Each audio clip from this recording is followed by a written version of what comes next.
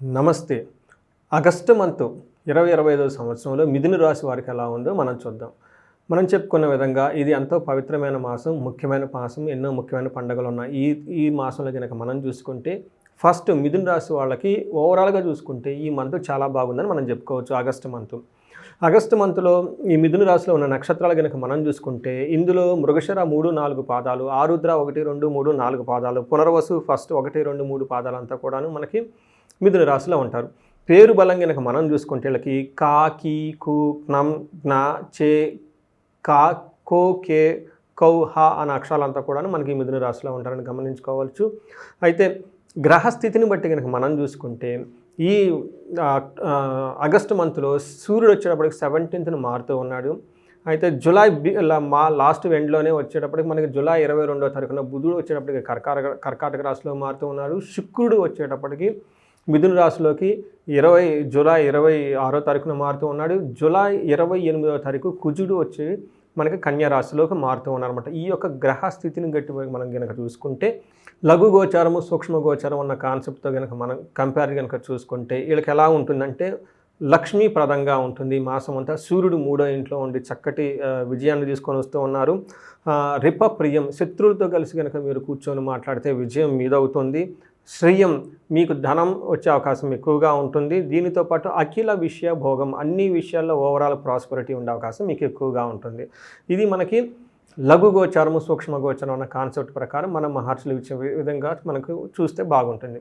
అయితే సూర్యుడు ఈ ఒక్కొక్క గ్రహం ప్రకారం కనుక చూసుకుంటే సూర్యుడు 3వ ఇంట్లో ఉండి 9వ ఇంట్లో చూడటం వల్ల ఇది ఒక సూర్యుడు మంచి పొజిషన్ అని మనం చెప్పుకోవచ్చు. మనకు మహర్షులు 3వ ఇంట్లో సూర్యుడు ఉంటే ఏమని ఉంటుందంటే ఆరోగ్యం, నిత్య సంతోషం, బంధుమిత్ర సమాగమ, అర్ధలాభాచ పుత్ర సౌఖ్యం, ఇష్టసిద్ధి, తృతీయ స్థానకే శుక్ర రవి అని మనకు చెప్తూ ఉంటారు.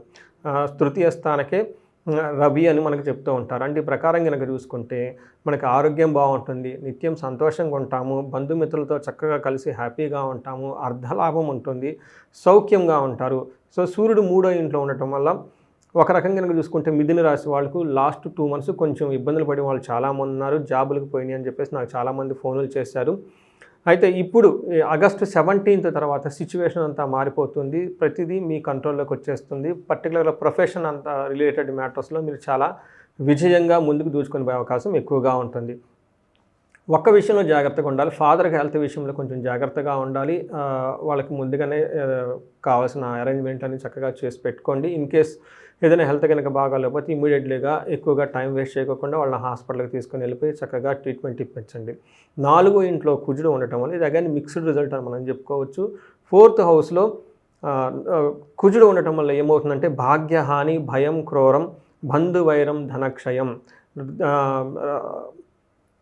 రోగాది పీడితం, సంతాపం, చతుర్థ స్థానకే కుజ అని మనకి మహర్షులు చెప్తూ ఉంటారు. ఈ ప్రకారం కనుక చూసుకుంటే 4వ ఇంట్లో ఉంటే భాగ్యహాని, ధనం ఖర్చు అవకాశం ఎక్కువగా ఉంటుంది, వృధాగా భయపడే అవకాశం ఎక్కువగా ఉంటుంది. క్రూరం, నీకేదో ఒక నెగిటివ్ యాటిట్యూడ్ ఎక్కువగా ఉంటుంది, బంధువులతో గొడవ పడే అవకాశం, ధనక్షయం ఉండే అవకాశం ఎక్కువగా ఉంటుంది. అంతేకాకుండా కొంచెం హెల్త్ కాంప్లికేషన్స్ వచ్చే అవకాశం ఎక్కువగా ఉంటుంది. అంటే కుజుడు 4వ ఇంట్లో ఉండటం వల్ల కొంచెం ఇబ్బందులు కలిగే పరిస్థితులు ఎక్కువగా ఉంటుంది. పర్టికులర్గా మదర్ రిలేటెడ్ కానివ్వండి, తర్వాత ఇంటిలోకి సంబంధించిన వ్యవహారాల్లో, సుఖానికి సంబంధించిన వ్యవహారాలు ఇబ్బందులు పడే అవకాశం ఎక్కువగా ఉంటుంది. అయితే కుజుడు 7వ ఇంట్లోను 11వ ఇంట్లోను చూడటం వల్ల మానసికంగా ఆందోళన పడే అవకాశం ఎక్కువగా ఉంటుంది. 11వ ఇంట్లో చూడటం వల్ల ధనం విషయంలో చాలా చక్కగా బాగుంటారని మీరు గమనించుకోవచ్చు. అయితే శుక్రుడు మనం కనుక చూసుకుంటే శుక్రుడు ఫస్ట్ హౌస్లో ఉండి చక్కగా కుజుడు ఇందాక ఏమేమి ఇబ్బందుల్లో ఏ విషయాల్లో ఇబ్బందులు పెడుతున్నాడో శుక్రుడు ఇమ్మీడియట్గా ఆ విషయాల్ని కేర్ తీసుకొని వాటిని తిరిగి కరెక్ట్ చేసే బాధ్యతను శుక్రుడు తీసుకొని, శుక్రుడు మీకు ఫస్ట్ హౌస్లో ఉండటం వల్ల ఏమని చెప్తారంటే అర్ధలాభాచ సౌఖ్యం, పరస్త్రీ సంగమం, యత్నకార్య లాభాశ్యాత్ జన్మకే భృగునందని అని మనకి సంస్కృతంలో వివరించడం జరిగింది. కుజుడు ఫస్ట్ హౌస్లో ఉండటం వల్ల అర్ధ ప్రకారంగా చాలా లాభంగా ఉంటుంది. చిత్త సౌఖ్యం, మానసంతా చాలా ఆనందంగా ఉంటుంది. పరస్త్రీ సంగమం లేదా పరపురుష సంగమం అని మనకు చెప్తూ ఉంటారు. లేడీస్ అయితేనేమో చక్కగా వాళ్ళకి తెలిసిన జెంట్స్తో వాళ్ళతో కలిసేసి హ్యాపీగా ఉండే అవకాశం ఎక్కువగా ఉంటుంది. జెంట్స్ అయితే కనుక లేడీస్తో ఎక్కువగా మాట్లాడి వాళ్ళతో కలిసి హ్యాపీగా ఉండే అవకాశం ఎక్కువగా ఉంటుంది. కనుక అంతేకాకుండా యత్న కార్యార్థ లాభాశ్యాత్, ఏదైనా కనుక పని చేస్తే అందులో విజయం వచ్చే అవకాశం ఎక్కువగా ఉంటుంది. అంతేకాకుండా ఒక ముఖ్యమైన విషయం, ఇప్పటిదాకా గనక లేడీస్కి మీకు ఎవరికన్నా జెంట్స్ ఇంట్లో కానీ బయట కానీ మనస్పర్ధలు ఉంటే అవన్నీ తొలగిపోయి చక్కగా ఉండే అవకాశం ఎక్కువగా ఉంటుంది. అదేవిధంగా జెంట్స్కైనా లేడీస్తో కనుక ఎవరితో కనుక ప్రాబ్లమ్స్ ఏమైనా ఉంటే అంతకుముందు అవన్నీ సమస్య పోయి చక్కగా ముందుకెళ్ళే అవకాశం ఎక్కువగా ఉంటుంది. నక్షత్ర ప్రకారం కనుక మనం చూసుకుంటే ఇందులో మృగశిర, ఆరుద్ర, పునర్వసు 3 నక్షత్రాలు ఉంటాయని మనకు తెలుసుకోవాలి. మృగశిర నక్షత్రం వాళ్ళకి కనుక చూసుకుంటే వీళ్ళకి ఐశ్వర్యవంతంగా ఉంటుంది, జయప్రదంగా ఉంటుంది, ధనలాభం ఉంటుంది. మృష్టాన్నము చక్కగా పార్టీల్లో ఫంక్షన్లో పార్టిసిపేట్ చేస్తూ యాక్టివ్గా ఉండే అవకాశం ఎక్కువగా ఉంటుంది. ఒక్క విషయంలో కొంచెం జాగ్రత్తగా ఉండాలి. కలహము, గొడవలు అయ్యే అవకాశం ఎక్కువగా ఉంది. ఇది కూడా తోబుట్టుల వల్ల గొడవలు అయ్యే అవకాశం ఎక్కువగా ఉంటుంది. కొంచెం జాగ్రత్తగా ఉండాలి. ఆరుద్ర నక్షత్రం వాళ్ళకి కనుక చూసుకుంటే వీళ్ళకి ఐశ్వర్యప్రదంగా ఉంటుంది, ధనలాభం ఉంటుంది, మృష్టాన్నం ఉంటుంది. కానీ గొడవలు అయ్యే అవకాశం ఎక్కువగా ఉంటుంది. కొంచెం జాగ్రత్తగా ఉండాలి. అందులో అన్నదమ్ములతోటి, తోబుట్టులతో గొడవలు అయ్యే అవకాశం ఎక్కువగా ఉంటుంది. పునర్వసు నక్షత్రం కనుక చూసుకుంటే వీళ్ళకి ఐశ్వర్యవంతంగా ఉంటుంది, ధనలాభం ఉంటుంది, మృష్టాన్నం ఉంటుంది. చక్కగా అన్ని విషయాల్లో బాగుంటుంది. ఒక గొడవలు అయ్యే అవకాశం ఎక్కువగా ఉంటుంది. చూసారు కదండి, మిథున రాశి వాళ్ళకి లాస్ట్ 2 మంత్స్తో కంపేర్ చేస్తే ఈ మంత్ వచ్చే మంత్ చాలా చక్కగా ఉంటుంది. నక్షత్ర ప్రకారం కూడా అన్ని విషయాలు చాలా చక్కగా ఉంది. ఒక గొడవలు అయ్యే అవకాశం మాత్రం ఎక్కువగా ఉంది. ఈ విషయంలో కొంచెం జాగ్రత్తగా ఉండాలి. ఆరుద్ర నక్షత్రం వాళ్ళకి సుఖనాశనం. మీకు ఇప్పటిదాకా కంఫర్టబుల్గా ఉన్న ఒక వెహికల్ కానివ్వండి, లేదంటే ఏమని చెప్తారు, ఏదో ఒక విషయంలో మీకు బాగా సపోర్ట్ ఇచ్చి మిమ్మల్ని చక్కగా ఏమని చెప్తారు, మీకు హెల్ప్ చేసిన వాళ్ళు కానివ్వండి, ఒక వస్తువు కానీ ఒక ఐటెం వల్ల అది మీకు దూరం అవడంతో ఇబ్బంది పడే అవకాశం ఎక్కువగా ఉంటుంది. పర్టికులర్గా ఫిజికల్గా కంఫర్టబుల్గా ఉన్న విషయాల్లో ఏదో ఒకటి మీకు దూరమై కొంచెం ఇబ్బంది పడే అవకాశం ఎక్కువగా ఉంటుంది. కొంచెం వెహికల్ విషయంలోనూ, ఇంటికి సంబంధించిన ఎన్విరాన్మెంట్ మీకు ఏదైనా కనుక సపోర్ట్ ఇచ్చే వాళ్ళలో ఆల్టర్నేటివ్ పెట్టుకుంటే మీరు ఈ ఇబ్బంది పడకుండా ఉండే అవకాశం ఎక్కువగా ఉంటుంది. సో మిథున రాశి వాళ్ళు కనుక చూసుకుంటే ఒక కుజుడికి సంబంధించి కొంచెం ఇబ్బందిగా ఉంది కాబట్టి మంగళవారం ఖచ్చితంగా మీరు మంగళ గౌరీ వ్రతం చేసుకోవటం స్టార్ట్ చేయండి. అట్లీస్ట్ ఒక మంగళవారం చేసుకొని సుబ్రహ్మణ్యేశ్వర స్వామి దేవస్థానానికి వెళ్ళి అక్కడ ఎవరికైనా 1 కేజీ కందులు కనుక దానం చేస్తే చక్కగా ఆ కుజుడు పెట్టే ఇబ్బందుల నుండి చక్కగా ఉంటారని, ఇబ్బందులన్నీ పోయి చక్కగా ఉంటారని గమనించుకోవచ్చు. ఇంకా ఎవరైనా కనుక ఆర్థిక పరిస్థితుల్లో ఇబ్బంది పడుతూ ఉంటే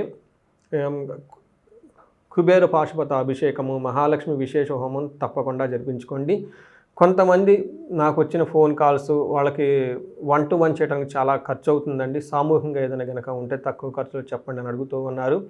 అందుకని ఇది అంతా దృష్టిలో పెట్టుకొని ఆగస్టు 21వ తారీఖున, ఆగస్టు 22వ తారీఖున ఈ 2 రోజులు ఫస్ట్ రోజు వచ్చేప్పటికి కుబేర పాశుపత అభిషేకం, ధనం సంపాదించిన ధనం స్థిరంగా నిలబడి ఉండటానికి కుబేర పాశుపత అభిషేకం ప్లాన్ చేశాము. అంతేకాకుండా 2వ రోజు వచ్చేప్పటికి మహాలక్ష్మి విశేష హోమం చేయడం జరుగుతూ ఉంటుంది.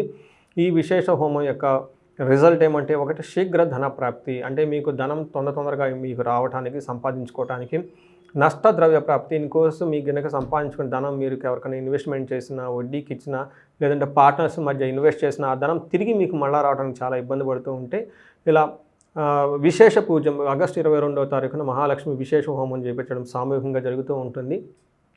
ఈ 2 పూజలు సామూహికంగా, కానీ మీ స్వహస్తాలతో మీరే అభిషేకం చేసుకొని, మీ హస్తాలతో మీ స్వహస్తాలతో మీరే హోమం మీద భార్యాభర్తలు కూర్చుకొని మీ చేతులతో మీరే హోమ దినుసులన్నీ హోమగుండంలో వేసి హోమం చేయించుకునే అవకాశం కల్పించే ప్రయత్నం చేస్తూ ఉన్నాం.